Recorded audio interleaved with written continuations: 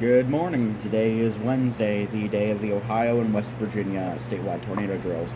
Unfortunately, I cannot get anything for Ohio from where I am and where I'm going today, so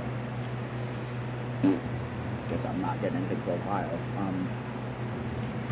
Other Ohio and EAS geeks will have that covered, though. My focus is going to be entirely on West Virginia. And so here's what's happening. I'm actually going somewhere today, so my radios here in my room are going to be unattended. So I wouldn't be at school, but I'm going to be there. So most of them are on weather band, and I'm going to have a few set up on the WVRC media stations. The Bearcat is on 100.1 WVMD. The ER 102 is on WDZN because it can actually get it okay enough. The Vector VEC, the Vector WC 130 DSV, the Vector WC 300 DSV, there we go, is on, I believe, 94.1 QZK.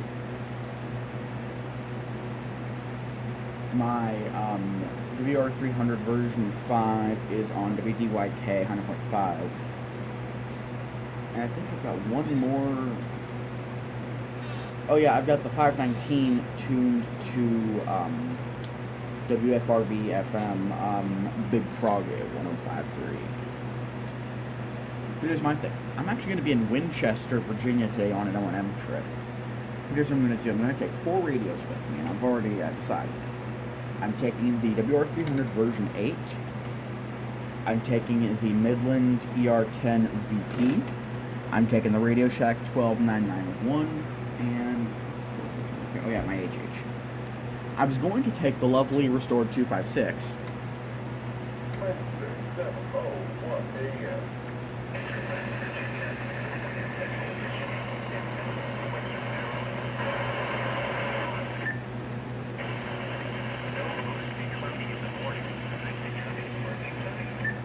But this thing, I'm just going to leave it here, just for the sake of it.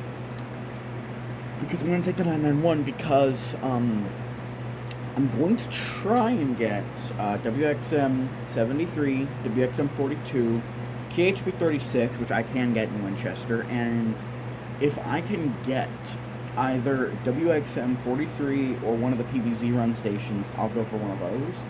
But the problem is, none of those serve Winchester. KHP 36 doesn't serve Winchester, even but I get it. But I'll get what I can, and on FM, I'm going to try and go for WLTF and FM 97.5, and if I can get it, WCST 1010 AM. And if I can't get WCST, then I guess I'll go for WEPM, but I'm trying to go for WCST. Which, yeah, fun fact about them, where they share a frequency with 1010 winds out of New York City. Their transmitter's only a couple hundred watts during the day, and they have to power down like 17 watts at night, I think. So, yeah, that's a major issue. I mean, I would have put their signal on another frequency, rather than the home of the legendary 1010 winds.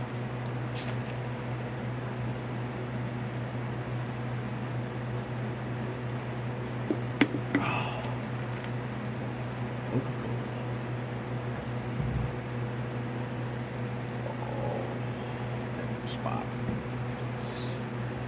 Anyways, I've asked my cousin Donovan, and I don't know if he'll be able to or not. I set up a auto text to send him at like 10:20, 10:30. I'm gonna see if he can record my radios going off in my room at home for the RLX activation, and depending on how long he stays for recording, he might even get my Sage going off. And I'm going to see if I can either, because my plan was to leave my phone in my dorm room, along with my Roku Express, an HDCP stripper, and and a video capture device to record WCHS DT, which, because DirecTV Stream, it still thinks I'm in Charleston, so it would be doing that. But I'm not going to be here, so I'm going to see either if I take the school and they can connect it to the school internet. And if that doesn't work, I'll just have to resort to requesting the DVR to go, and I'm not sure if the EAS alerts will make it to the DVR or not. It should go off because they're using the live Tor code. They're not doing this as an RMT like most other states. We're doing this as an actual tornado warning, so it'll show up on the Sage and on the radios as a tornado warning. Also, one other cool thing is, with this activation, I should be able to tell whether my ER10 VP is a version 1 or version 2.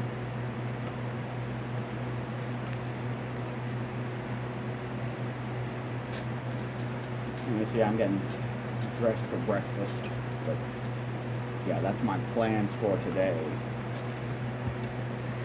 See y'all on the other side.